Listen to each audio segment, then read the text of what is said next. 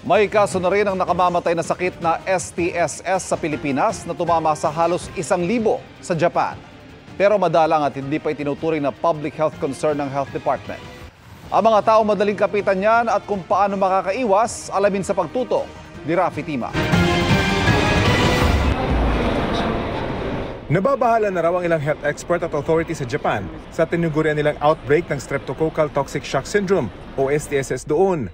Mula Enero hanggang Hunyo, halos 1,000 kaso na ang naitala sa Japan na nagresulta sa pagkamatay ng 77 katao. Sa Tokyo lang daw mismo, triple ang kasong naitala kumpara noong nakaraang taon. Bagamat inaalam pa ang dahilan ng pagtaas sa bilang ng STSS cases, posibleng may kinalaman daw ito sa pag-relax ng restriction matapos ang COVID-19 pandemic. Pero paglilinaw ni infectious disease expert Dr. Rodgin Solante, hindi bago ang bakterya na nagdudulot nito na siya rin nagiging dahilan ng pharyngitis o pamamaga ng lalamunan. Mas malala nga lang ang kasong dumami sa Japan. There is this form of a group A Streptococcus pyogenes na infection that involves the skin and soft tissue. Ibig sabihin sa balat, no? Mag-umpisa sa balat, and then it can cause a severe form of skin infection. Bagamat madalang, meron daw niyan sa Pilipinas na madalas tumatama sa mga taong may diabetes at iba pang comorbidities. Mataas daw ang porsyento ng mga namamatay dahil mabilis itong kumalat at madalas hindi agad pinapansin ang mga unang sintomas nito. Pag pumupunta yan sila sa hospital dahil nga sa bilis ng pagkalat ng infection na ito, usually mababa na yung blood pressure and nahirapan ng huminga. And that's why a lot of these patients talagang mahirap maisalba pag late na silang pupunta doon sa hospital. Nagsisimula raw ang sakit sa isang sugat. Pag napabayaan, nagkakaroon ito ng infection na siyang pumapasok sa dugo at nagiging dahilan ng STSS, lalo na sa mga mabababa ang immune system. Namumula, merong mga nanang lumalabas, tapos pwedeng magkalagnat ka na. At yung lagnat mo pabalik-balik tapos lumalaki yung sugat, may gamot yan. Hindi yan na kagaya ng ibang sakit na walang gamot. Ang importante talaga na makita ng doktor para mabigyan ka agad ng antibiotic. Ang DOH hindi raw nakikita ang STSS bilang isang public health concern sa ngayon. Mas dapat daw pagtuunan ng pansin ang mga wild o waterborne diseases, influenza, leptospirosis at dengue illnesses na mas malaki ang epekto sa buhay. Para sa GMA Integrated News, Rafi Tima, nakatutok, 24 oras. Hindi armadong pag-atake pero iligal at sinadya para sa Pangulo ang marahas na pagharang ng China Coast Guard sa resupply mission ng Pilipinas noong June 17. Higit na raw sa diplomatic protest ang mga sunod na ikakasa. Nakatutok si JP Soriano. Stop! This is our territory! Sa kabila ng marahas na pangharang ng China Coast Guard sa resupply mission sa Ayungin nitong June 17, malinaw sa Pangulo kung paano ito dapat at hindi dapat ilarawan.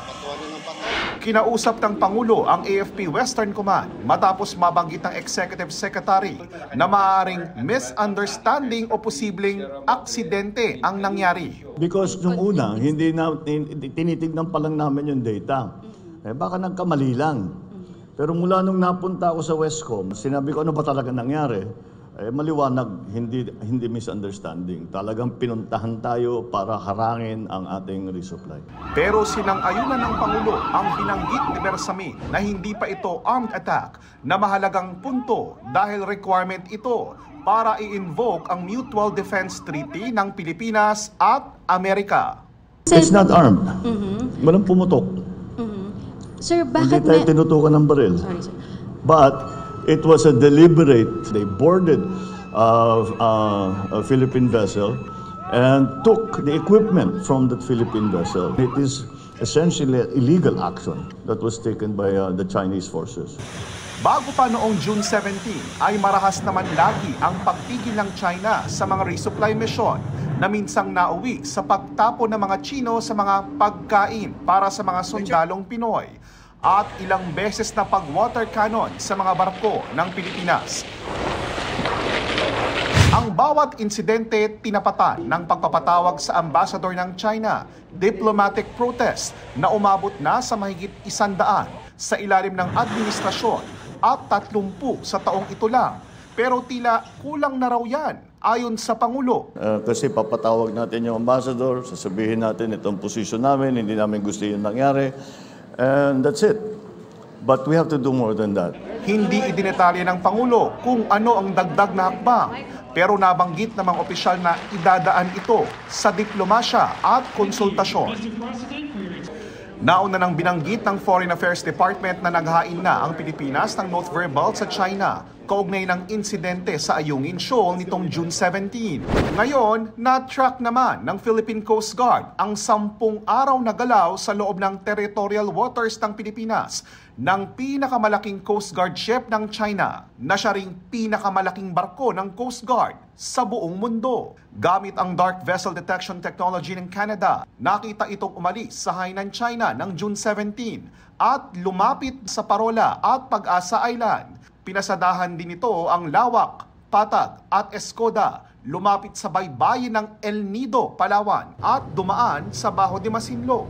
This is the first time na inikutan niya ang ating mga maritime features. What the People's Republic of China really wants to do is to challenge our territorial sovereignty over those waters. Pabalik na ito ng Hainan, China kaninang umaga. Para sa GMA Integrated News, JP Soriano, nakatutok 24 oras.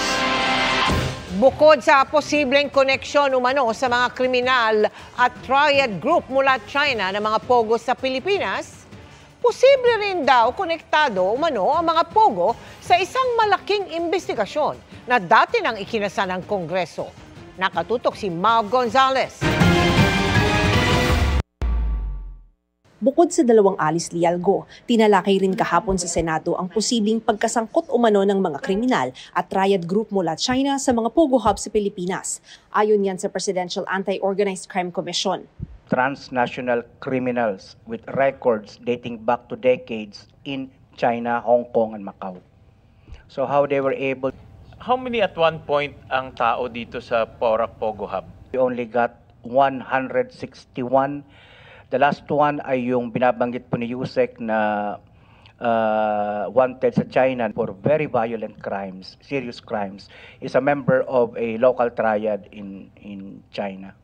Sino ba ang protektor ng mga pogo na ito? Gaano po kataas sa food chain ang mga protektor? Wala mang binanggit na pangalan, ipinakita naman niya ang larawan ni Mayor Go kasama si dating Pangulong Rodrigo Duterte. Mayor Alice certainly likes having friends in high places. Hindi po basta-basta ang mga kaibigan niya. It is imperative that her links and networks are fully investigated. Sinusubukan namin kuhanan ng pahayag ang kampo ng dating Pangulo pero ipinagtanggol na siya ni Senador Bato de la Rosa. Anybody can visit the President as long as you are a good person. Pero yun nga, kung hindi ka kilala ni Pangulong Duterte, alangan naman sabihin ni President Duterte, hindi ako pa-picture sa'yo. Tinalakay din sa Senado ang posible umanong koneksyon ng mga ni-raid na pogo sa isa't isa. Pero bukod dyan, may isa pa kaming nakitang connection na nakakabahala dahil may kinalaman sa isang napakalaking investigasyon ng Senadong ito noong nakaraang Kongreso pa. Ilalabas po natin ito sa tamang panahon. Para sa GMA Integrated News, Mav Gonzales, nakatutok 24 oras. Good evening mga kapuso! More adventures ang naghihintay sa 6th anniversary ng Amazing Earth. Personal ang pagka-proud ng host na si Dingdong Dantes dahil bukod sa mga na-inspire ng show na pangalagaan ng kalikasan, mismong mga anak niya may natutunan. Makichika kay Lars Santiago.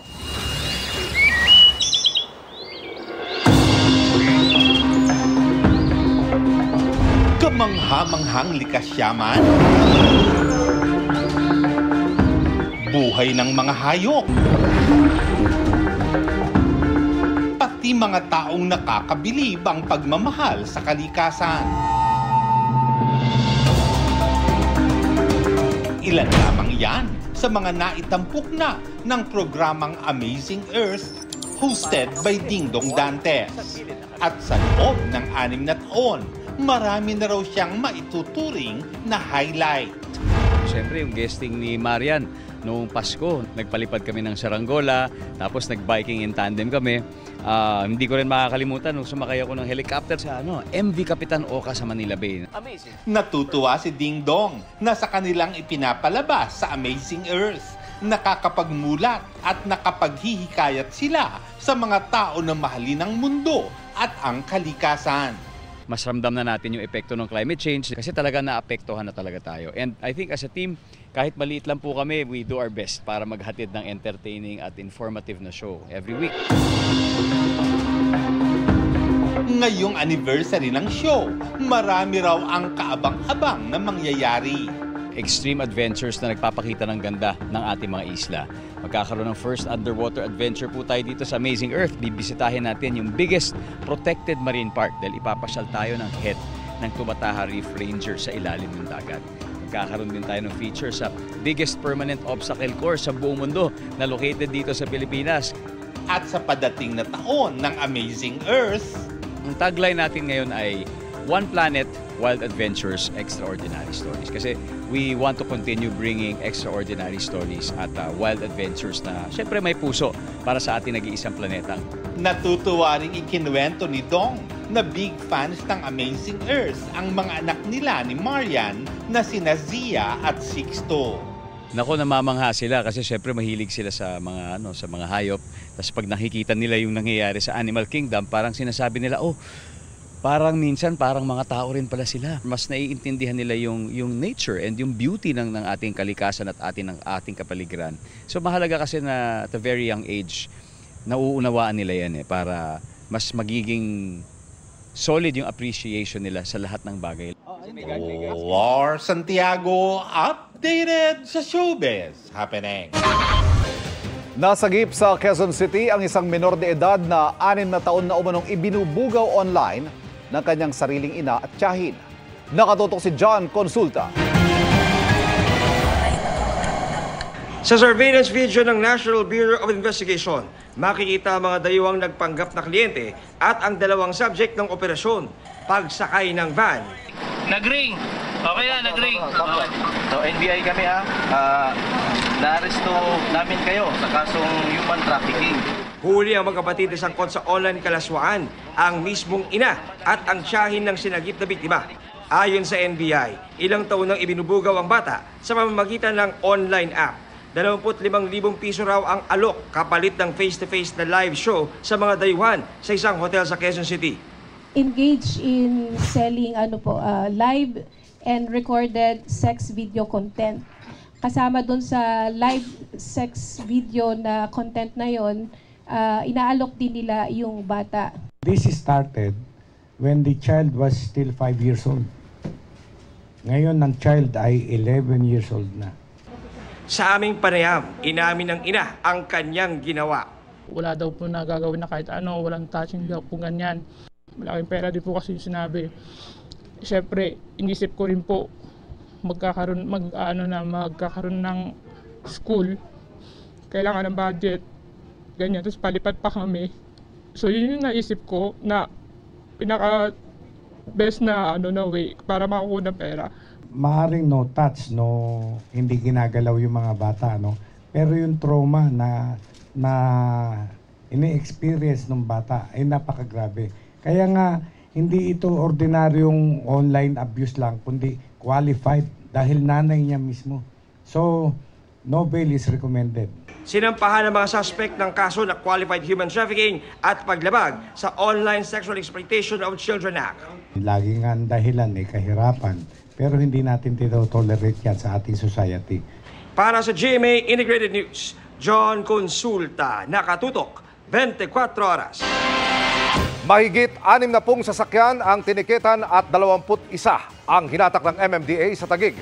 Dahil yan sa iba't ibang paglabag. Nakatutok si Joseph Moro. Parang awan nyo na, sir. Nagpapakawa. Katatayalis lang yung asawa ko. Tapos magbabayad na naman ako nito. Kasi nga po. Sigaw. Grabe naman kayo. Todo makaawa mag-asawang ito sa MMDA na humatak sa kanilang kotse na iligal na nakaparada sa C5 service road sa Taguig. Yung humihingi ng konsiderasyon, yung pakiusap, nabibigay naman po natin yan. But then again, no, naaabuso na po tayo. Itong C5 service road ginawa para mabawasan yung traffic sa mismong C5. Pero ang problema, marami ang mga illegal na nakapark dito. Ilang beses na bumalik yung MMDA dito pero patuloy pa rin ang problema. Like in the case of this area, as I said, more than 5 times na po ang operation dito. Dito pa nga lamang 11 kotse na ang hinatak at magbumulta ng tig 2,000 piso bukod pa sa babayaran na towing fee na pwedeng umabot ng 5,000 piso. Nag-clearing operation rin ng MMDA sa may buting sa Taguig pa rin. Ang kosyeng ito natikita na dati pero balik ulit sa pagpark sa bangketa o sidewalk. Sa JP Rizal Extension sa Taguig, pulasan ng mga nakahambalang sa daan. Ang mamang ito naliligo pa nang dumating ang MMDA kaya karipas sa pagkuha ng motorsiklo. May ilan namang iligal na nakaparada ang mga motor na gamit sa trabaho. Papaalis na rin po ako. Babiyahe na rin po. Sari-saring sagabal sa daan ang nilinis ng MMDA. May tindahan ng mga gulong, may tindahang sobra na ang bubong sa bangketa at may ilang ginawa ng tirahan ng sidewalk. Kung hindi ganito, mga halaman naman sa tabing kalsada ang humaharang sa daan. Yung halaman ko! Ngayong araw, lampas 6 na po ang natikita na 21 ang nahatak ng mga sasakyan. Simula Nobyembre noong 1 taon hanggang nitong Hunyo, lampas 2,000 sasakyan ang kanilang hinatak dahil sa gabal sa daan. Halos 11,000 naman ang natikitan sa mga operasyon na ginawa nila sa 16 na mga syudad sa Metro Manila. Ang problema na nito is talaga sa taong bayan eh. The problem here is yung the lack of discipline. Yes, ayaw sumunod. Pinagtitingnan natin dito or pinag-uusapan natin is to have designated parking spaces para sa mga motorista or mga kababayan natin na talagang walang parking. Para sa GMA Integrated News, Joseph Morong, nakatutok 24 oras.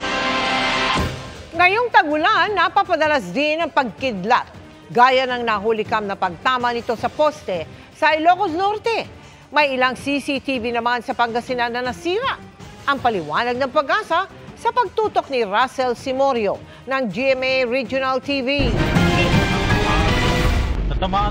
Laking gulat ng mga motorista nang biglang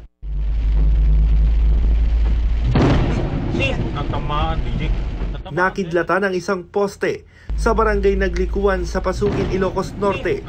Nag-spark pa ang poste dahilan para maputol ang supply ng kuryente sa lugar. Napahinto rin ang ilang sasakyan. Wala namang nasaktan sa insidente. Tinamaan din umano ng kidlat kaya hindi na mapapakinabangan ang ilan sa mga CCTV sa barangay Kabilukaan ng Kalasyaw, Pangasinan. Apektado tuloy ang monitoring ng barangay sa lugar. Pagkakaalam po namin yung iba through natamaan ng kidlat. Tsaka yung iba po, hindi po maiwasan mga sumasaging malalaking truck.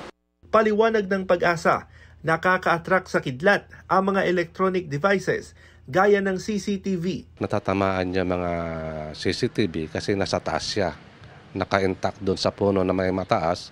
Kasi ang kidlat ay attracted siya sa mga matataas. Medyo makintab siya at mayroon siyang electronic device na nakaka-attract din sa kidlat. Mainam umano kung may lightning arrestor sa mga posting pinaglalagyan ng mga CCTV camera para makaiwas sa pagtama ng kidlat. Mula sa GMA Regional TV at GMA Integrated News, Russell Simorio, nakatutok 24 oras. Emosyonal na humarap sa kamera ang mga naulila na mga nasawi sa isang motorcycle event. Doon inusisa mga umano'y paglabag. Nakatutok si Tina Panganiban Perez. Mga motorsiklong humaharurot sa pampublikong kalsada. Motor na dumula sa kalye at bumangga sa isang sasakyan. Motor na nag-overtake at bumangga sa kasalubong na motor. Mga motorsiklong nakabagsak sa gitna ng kalsada. Rider na nanakit sa isang hindi kalahok. Ilan lang ito sa mga naitala sa 2024 Boss Ironman Motorcycle Challenge o BIMC na inorganisa ng BMW Owners Society of Safe Riders o BOSS. Dito kailangang matapos ng mga kalahok ang 1,200 na kilometrong ruta sa loob ng 24 oras. Sa Luzon Leg na ginanap noong Pebrero na nilahukan ng 2,500 riders, 22 road crashes ang naitala ng PNP. 3 ang nasawi habang 9 ang nasaktan. Sa Mindanao leg naman na ginanap noong Enero na nilahukan ng 734 riders, 3 road crashes ang naitala. 10 naman ang nasaktan. Sa mga BIMC noong 2022 at 2023, may mga naitala ring aksidente at mga nasaktan.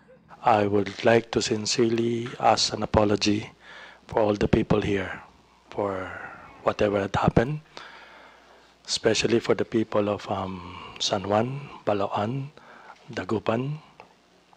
It's unfortunate that fatalities has occurred in this event. Isa sa mga namatay si Joel Orcha. Nakipag-areglo raw ang rider at ang boss at nagbigay ng 600,000 sa kanyang pamilya. Sorry po, naging emotional po kasi ako after ko mapanood yung video ng kapatid ko. Galing po sa trabaho yung kapatid ko eh. Pauwi na po siya sa boarding house nung nangyari po yung aksidente. Nasawi rin si Dexter Dizo. 400,000 pesos ang binigay sa pamilya niya bilang areglo. Sa pagkakaunawa po ba ninyo, sasapat yung 400,000 para maproteksyonan yung kinabukasan ng 2 anak na naulila ni Dexter? Yes or no? Sasapat po? No. No. Handa po ang BMW Owner Society of Safe Riders na sagutin ang pag-aaral ng mga batang ito. Nabanggit sa pagdinig ang ilang paglabag ng mga rider na lumahok sa aktibidad. Reckless speeding and illegal modification. But when their activities would endanger public safety, would you still permit it? Not anymore, Your Honor, of course. In the case of the boss challenge, does it not endanger public safety? Based on what is discussed and what is shown today, I believe, without any conclusive, saying anything conclusive, Your Honor, it endangers the public, Your Honor. Thank you. How about LTO? Same, Mr. Chair. Hindi malinaw sa pagdinig kung kailangan bang humingi ng boss ng permit para sa Ironman Motorcycle Challenge.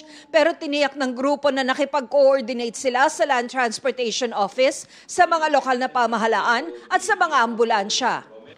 Hindi ko pa rin malaman kung anong ahensya o anong branch ng government ang magbibigay ng permit na ito eh. Because if you read the laws concerned, Local Government Code and Land Transportation Code, the laws did not envision an event like this. Wala eh. So it should not be conducted. Sagot ng boss. The board is seriously contemplating, reviewing, not to push through for the event because of the 2 deaths that had happened. Wala pong kapalit ang buhay sa amin. Isa sa mga panukalang batas na babalangkasin kaugnay nito ay ang pagkakaroon ng mga lokal na pamahalaan ng equipment para mag-check ng bilis ng mga sasakyan. Pag-aaralan din ng komite kung ano ang responsibilidad ng gobyerno sa mga ganitong aktibidad. Para sa GMA Integrated News, Tina Panganiban Perez, nakatutok, 24 oras.